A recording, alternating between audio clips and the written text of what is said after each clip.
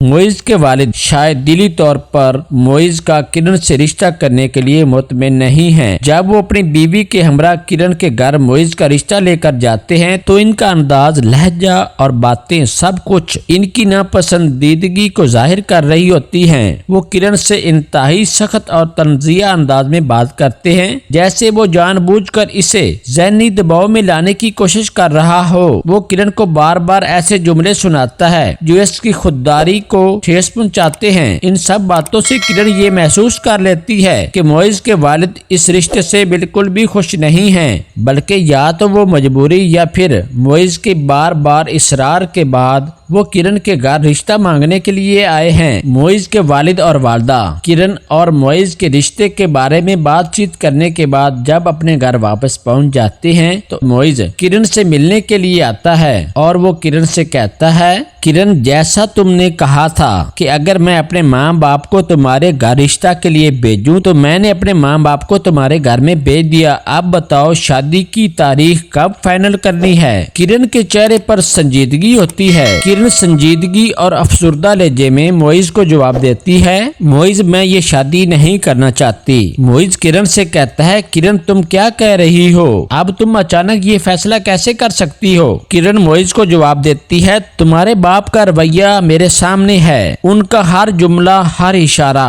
ये बता रहा था कि वो इस रिश्ते से खुश नहीं हैं। वो मेरे वजूद को कबूल करने के लिए तैयार ही नहीं। मैं ऐसी जगह शादी नहीं करना चाहती जहाँ सिर्फ तुम हो, मगर बाकी सब मुझे अपनाने के लिए तैयार ना हो। मोहब्बत सिर्फ दो लोगों के दरमियान काफी नहीं होती। रिश्ते सिर्फ दिल से नहीं, इज्जत से भी निभाए जाते हैं। इधर मोइज जब अपने घर वापस पहुँचता है, अपने वालिद से कहता है, बाबा, आप जीत गए। आप जैसा चाहते थे वैसा ही सब कुछ आपकी मर्जी के मुताबिक हो गया, क्योंकि जिस रिश्ते में दिल ना हो वो कभी मुकम्मल नहीं होता। मोइज की ये बातें सुनकर मोइज के वालिद चुप रहते हैं और मोइज अपनी वालदा की गोद में सर रखकर बहुत ज्यादा इमोशनल हो जाता है। मोइज की ये हालत देखकर मोइज की वालदा भी अपने जज्बात पर काबू नहीं रख पाती। अपने शौहर से कहती है, मेरा जवान बेटा अनकंट्रोलेबल होकर मेरी गोद में सर रखकर रो रहा है और आप ये कह रहे हैं कि वो इमोशनली तौर पर हमें ब्लैकमेल कर रहा है। मैं ये कभी भी नहीं सोच सकती कि आप अपने अकलौते और जवान बेटे के साथ ऐसा करेंगे। किरण ने सिर्फ आपकी वजह से मोइज के साथ रिश्ता करने से इनकार कर दिया है। आपका रवैया,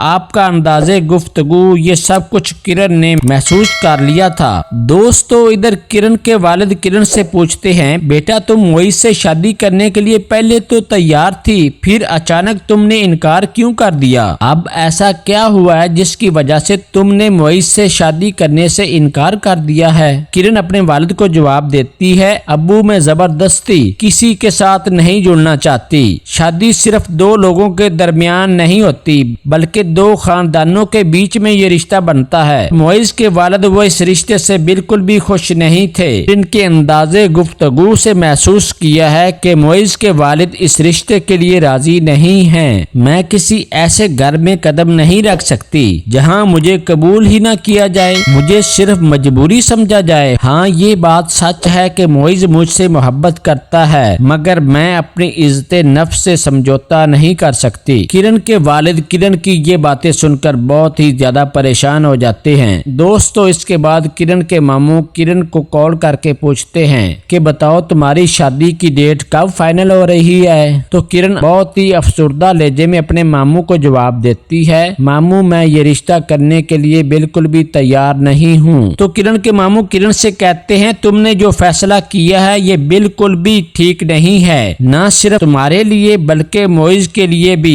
किरण अपने मामू को जवाब देती है, मामू, मैंने जो फैसला किया है वो बहुत ही सोच समझ कर किया है। अब मैं मोइज से शादी नहीं करना चाहती। मोहब्बत के साथ साथ इज्जत और दिल से कबूलियत भी जरूरी होती है। मोइज के वालिद के रवैये ने मेरी खुददारी मजरूह की है। मैंने सोच समझ कर ये फैसला किया है, मैं किसी को बदलने की कोशिश में खुद को नहीं बदल सकती, इसलिए मैं मोइज से शादी करने के लिए इनकार कर चुकी हूँ और अब मैं अपने इस फैसले पर कायम हूँ। दोस्तों, ये सब कुछ होने के बावजूद भी आपके ख्याल में मोइज अपनी मोहब्बत किरण को हासिल करने में कामयाब हो पाएगा या नहीं? अपनी राय का इजहार कमेंट सेक्शन में जरूर दीजिएगा। और अगर आपको मेरी आज की ये वीडियो अच्छी लगी हो तो इसे लाइक और मेरे चैनल को सब्सक्राइब करना मत भूलिएगा, ताकि मेरी हर आने वाली वीडियोस आपको बर वक्त मिलती रहें। अपना ख्याल रखिएगा, मिलते हैं अगली वीडियो में, तब तक के लिए अल्लाह निगहबान।